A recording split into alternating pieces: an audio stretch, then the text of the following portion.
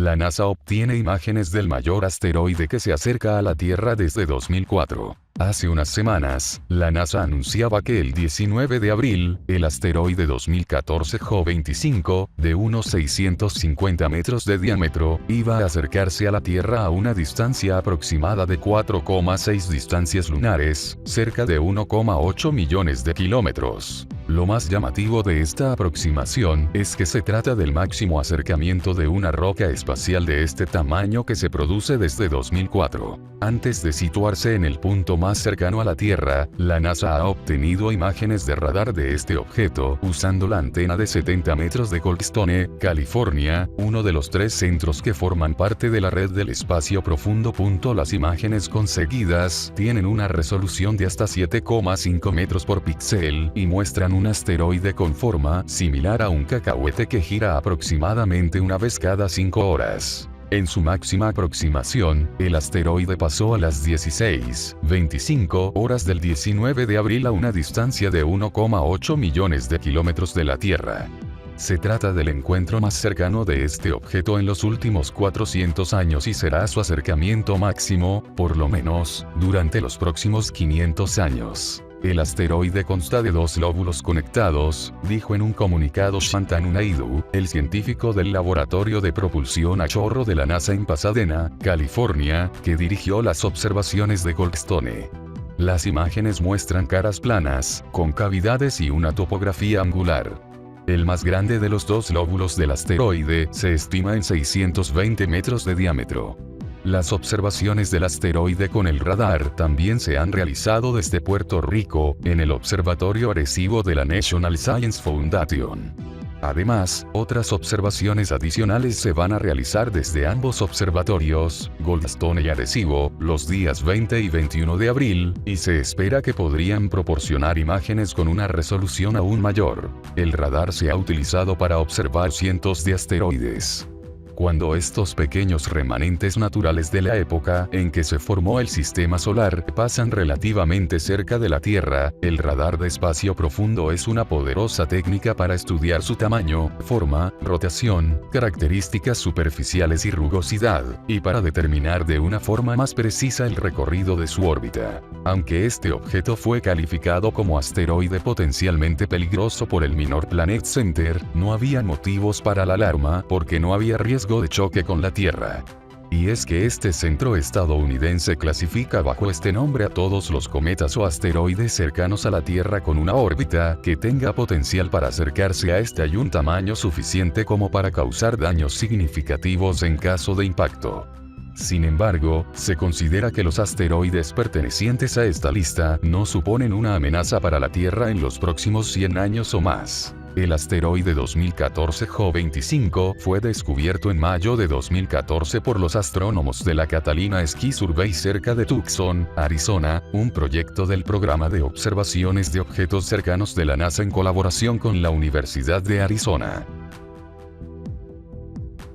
El plan de la NASA para ir a Marte ya no es tan secreto. Primera parada, la Luna. La Agencia Espacial Estadounidense ha compartido más detalles sobre su objetivo de colocar a un ser humano en el planeta rojo antes de 2040. El plan secreto de la NASA para llegar a Marte en 2030 es cada vez menos secreto. Estamos listos para ponernos manos a la obra con el hardware más innovador para estas misiones, aseguraba este martes el responsable de exploración humana, Bill Gerstenmaier. Para conquistar el planeta rojo primero, tendremos que volver a la Luna, ya que la agencia espacial ha anunciado la construcción de una estación en nuestro satélite llamada Deep Space Gateway, que servirá para probar la maquinaria del futuro viaje. Y todo empezará el año que viene. Tras 6 años de desarrollo, en junio de 2016 la NASA por fin probó el motor más potente del mundo, el Space Launch System, SLS, que jugará un papel capital en la exploración espacial. En 2018 tendrá lugar el vuelo inicial y en 2022 será utilizado para enviar la misión Europa Clipper a la luna de Júpiter, a pesar de los recortes de Trump.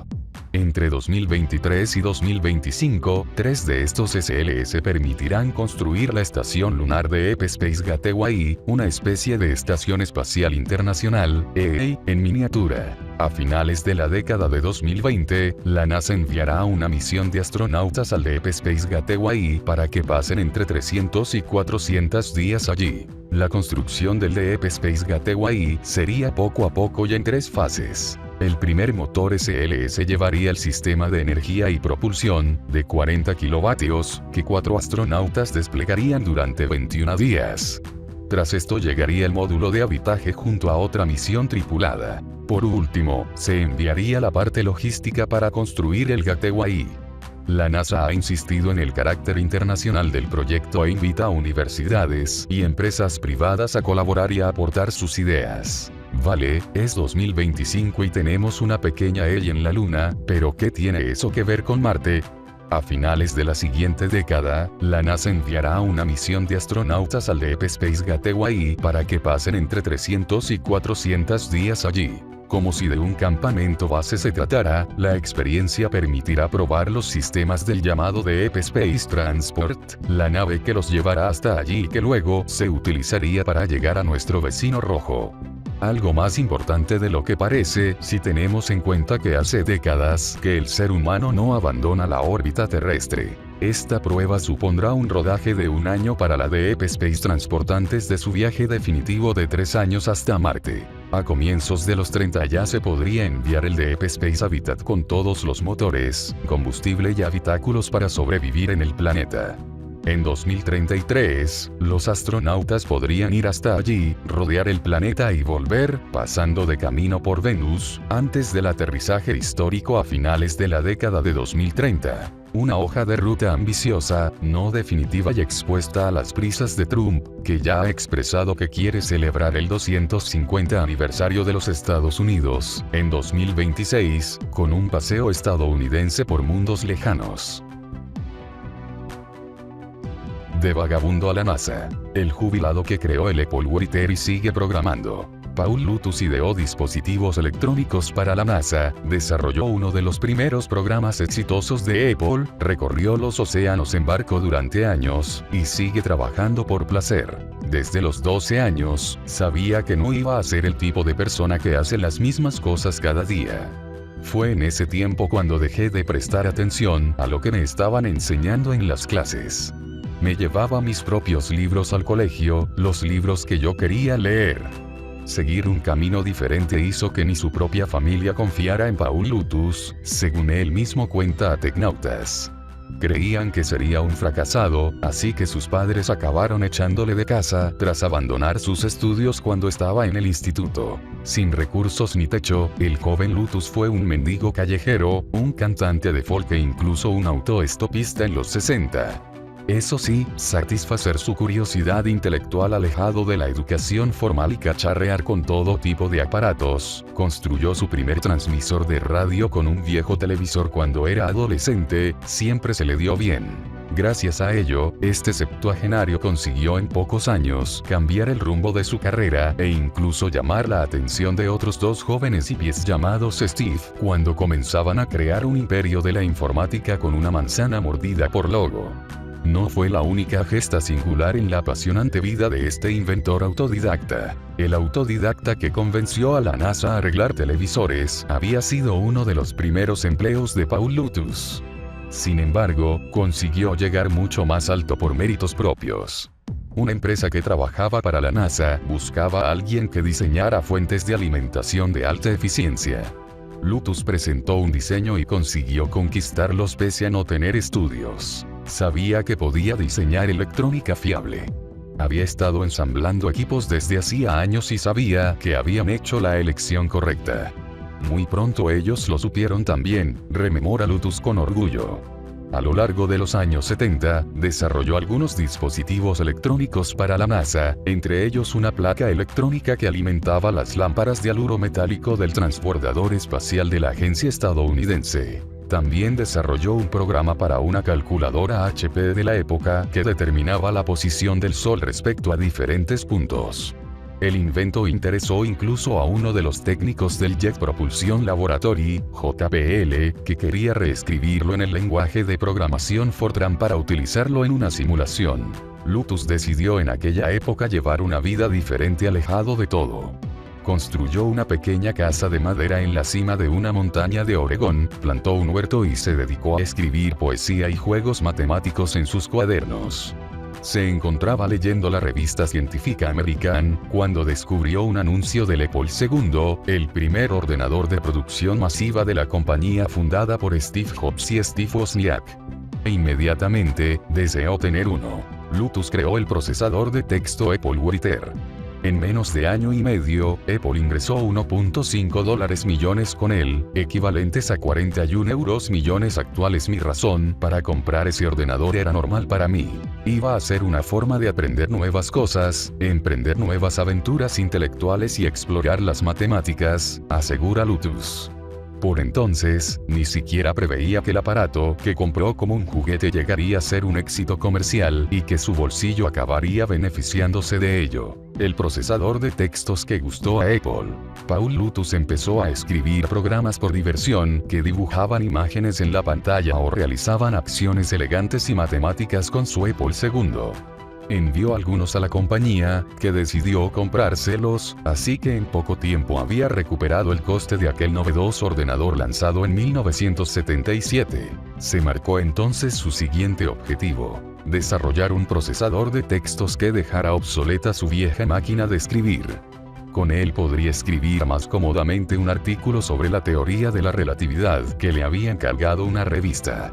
A Apple también le interesó y le pagó $7.500, unos 26.000 euros al cambio actual, teniendo en cuenta la inflación, por ese software. Poco después lanzaron la primera versión del Apple Writer. Fue todo un éxito.